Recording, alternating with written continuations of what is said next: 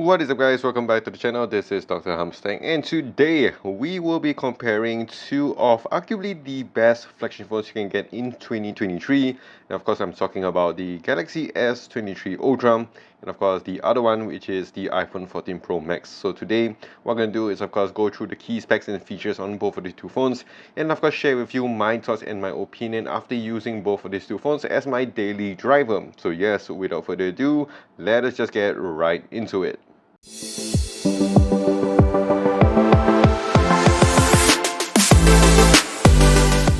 Alright, so now I'm going to start off with the prices on both these two phones, and I will also put in the USD prices as well. So the iPhone 14 Pro Max does start off at about 57.99 ringgit here in Malaysia for the base model. And if you want to get the higher spec model, it can go up all the way to 8,199. But you can buy the iPhone 14 Pro, which does have the same amount of specs, but it does come in a smaller package over here if you do not want to spend that much. Going on to the S23 Ultra, it does start off at about 56.99 ringgit Malaysia for the base model, and it can go up all the way to 7,199 for the higher spec model. So now let's talk about the build and design on both these two phones. So starting here with the iPhone 14 Pro Max, it does have your ceramic shield on the back and also on the front.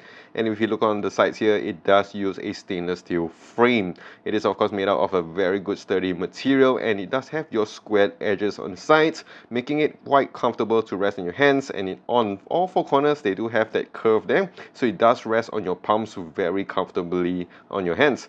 And going on to the Galaxy S23 Ultra, it's not lacking behind. It does have your Corning Gorilla Glass Victus 2 on the back and also on the front, and it does have your aluminium frames on the sides. And as we can see here, it is an upgrade from last year's S22 Ultra.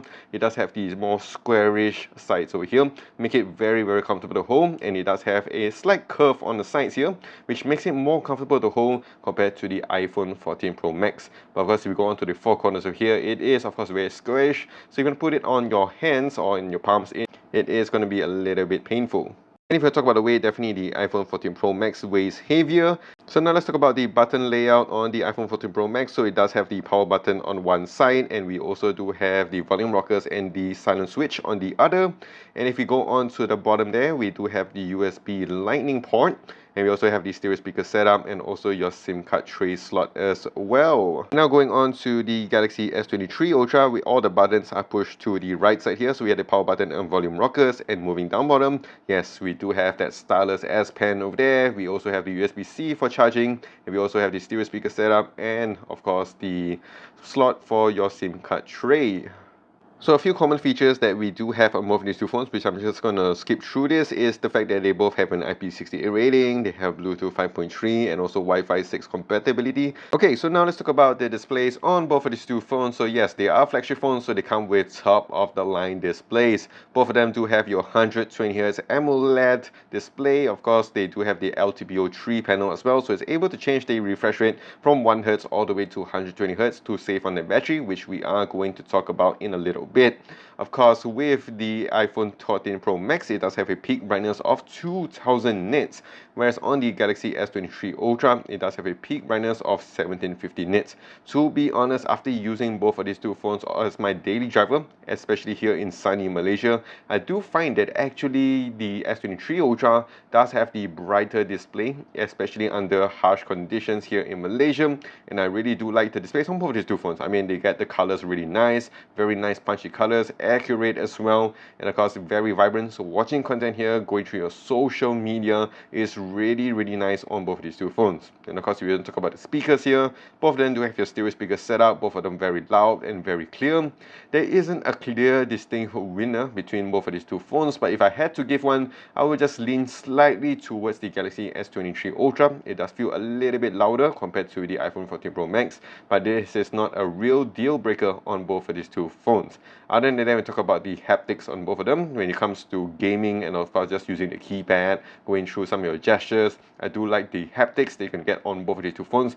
Okay, so next thing here we'll talk about are the internal specs and the performances on both of these two phones. So in terms of the spec wise here, with the iPhone 14 Pro Max, it does come with the latest A16 Bionic chip, up to 6 gigs of RAM and 1 terabyte of storage. Because if you go on to the Galaxy S23 Ultra, it does have the latest Snapdragon 8 Gen 2 processor, up to 12 gigs of RAM, which does come with the LPDDR5X RAM and UFS 4 storage up to 1 terabyte. Of course, we know that both of these two flagship phones do not come with any micro SD expansion compatibility. In terms of the how it performs on a daily basis, we are in 2023 right now and it's flagship phone, so they perform very fast, very snappy. But if you want to talk about the overall fluidity, I gotta give it to the 14 Pro Max. It definitely feels very fluid in your hand. I mean, moving around and switching in between apps, going to your home menu, it definitely feels a little bit smoother compared to the S23 Ultra, which still does a really good job in terms of that fluid movement. And of course, if you want to talk about the software side of things, it is a bit hard because they are very, very different from each other. Both of them do have their own huge ecosystem behind them. Of course, if you're using stuff like your MacBooks, your iPads, your other Apple devices, it definitely makes a lot more sense to go with the iPhone 14 Pro Max because it does offer better compatibility.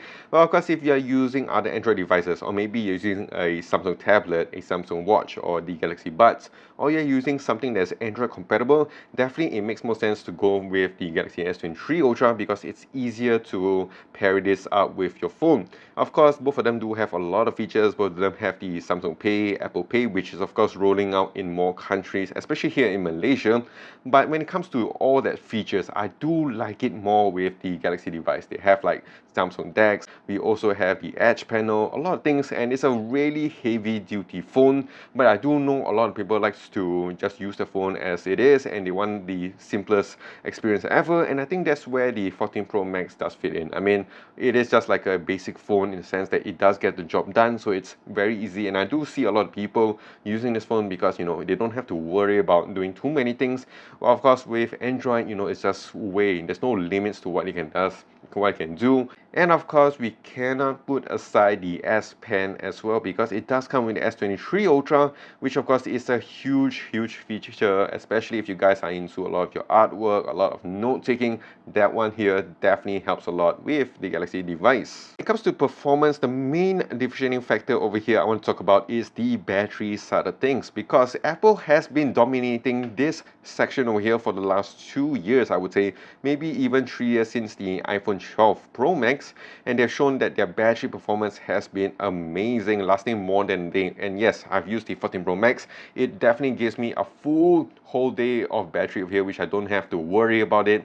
But of course, when it comes to Samsung, you know, they have been lacking in that sense. Yes, their battery size has been big, 5,000 compared to the 4,003 you can get on the 14 Pro Max. But the way they have optimized it with the iPhone has been remarkable. But I am, of course, very glad to say that with good news that the S23 Ultra has definitely made a huge improvement over here, and they've made it very compatible, even in the likes of comparing it and of course competing with the 14 Pro Max, even almost at the same level. As we of course know, there will be future updates in the coming few months to further optimize the battery, so that is very exciting over here to see that the battery performance on both of these two phones are really close. Of course, when we talk about the charging tech, yes, with the 14 Pro Max, it does support up to 25 watts, which in 2023 standard isn't the best, whereas on the S23 Ultra, we do have a support up to 45 watts of charging, which definitely does help. So it's able to charge up from 1 all the way to 100% within an hour, which is pretty decent. And of course, it does support your reverse wireless charging as well, which of course is a really cool feature, especially if you're using devices like your Galaxy Watch or your Galaxy Buds. And yes, but not least, the main thing over here between both of these two phones, and let us just talk about those cameras. So starting with the selfie shoot over here, both of them do come with your 12 megapixel sensor. As we can see with the 14 Pro Max, it does come with the dynamic island. For me, to be honest, I don't really like this feature because when you're watching content, it just kind of cuts out a lot of area over here. And of course, it's really not that nice. But we're going to talk about the camera. So 12 megapixel f1.9 sensor, and it does have your OIS, and it can record up to 4K at 60 FPS.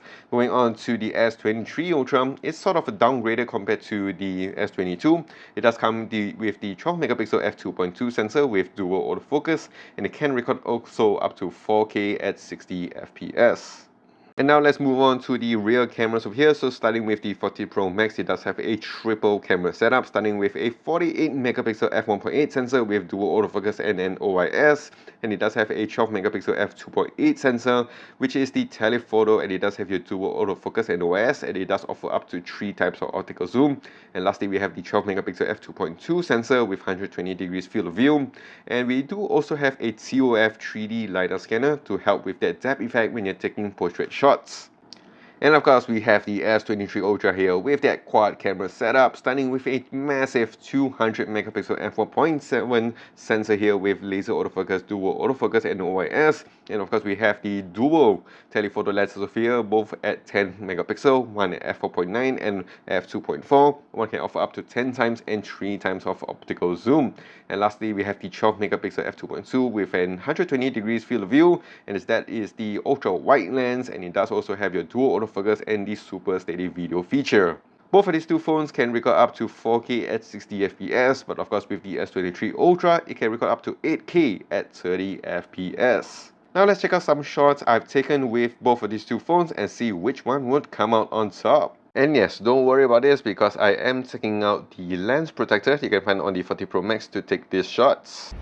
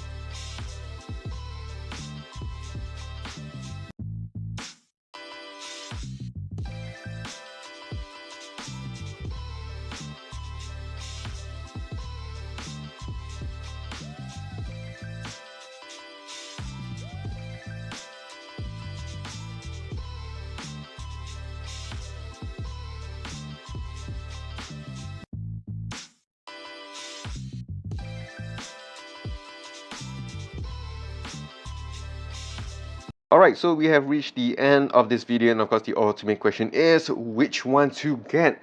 At this point, my only thing that I want to mention to you guys is the fact that if you're using any of the ecosystem like I mentioned before, it makes perfect sense to stick with it. So like I mentioned, if you're using an iPad, a MacBook and all that, it definitely makes more sense to go for the 14 Pro Max because it's easier to transfer files, to do stuff on each of these devices. If you're using any other Android devices or any Samsung devices, I would advise you to go with these S23 Ultra. But if you're just a phone person, you don't use any other thing, and of course you want to know which one to get, you know, money isn't an issue, I would lean towards the S23 Ultra because I think it offers a lot more stuff compared to the iPhone 14 Pro Max. It does give you a huge set of cameras of here which takes really good shots and video. It does give you a very good software as well as software experience. Gives you 5 years of updates, which of course is amazing because you can use it long term as well with the iPhone 14 Pro Max, and just a lot more things to do with the S23. Of course, if you're just a phone person and you don't want to use all these things, you know, you just want to call people, do your WhatsApp, go through your social media, definitely the 14 Pro Max here definitely fits that bill because it's a very nice phone to use, very simple. It does have its own ecosystem, very fluid as well. And of course, if you just want to share stuff on your social media, the iPhone definitely does a better job. Of course, these are just my thoughts and my opinions. Do leave yours in the comment section down below, and of course share with me your experience after using both of these two phones as well, and which one you would lean towards to as well. And of course, if you did enjoy this video, do click the like and smash the subscribe button down below for more videos like this in the future. So that is it. This is Dr. Hamster. Stay safe, take care, and wash those hands.